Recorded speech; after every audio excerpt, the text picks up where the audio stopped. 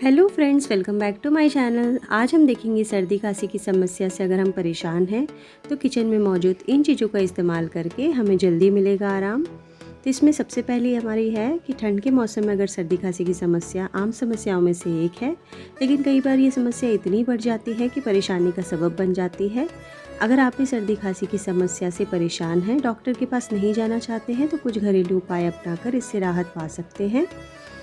और अगर आपको बहुत दिनों से सर्दी खांसी है तो आपको डॉक्टर को ज़रूर दिखाना चाहिए, नहीं तो आप फ्लू की चपेट में भी आ सकते हैं। इसीलिए आप क्या कर सकते हैं, आप कुछ आयुर्वेदिक चीज़ों को अपनी डाइट में शामिल कीजिए, इससे आप राहत पा सकते हैं। जिसमें पहला की है तुलसी चाय। घर में तुलसी का पौधा आसानी से मिल जाता है। तुलसी में आयुर्वेदिक गुण पाए जाते हैं जो शरीर के कई तरह से फ़ायदा पहुँचाते हैं, इसलिए हमें तुलसी की चाय ज़रूर पीना चाहिए। दूसरा है हल्दी पानी। इंडियन किचन में मौजूद हल्दी खाने के साथ साथ सेहत और सुंदरता के लिए इस्तेमाल किया जाता है।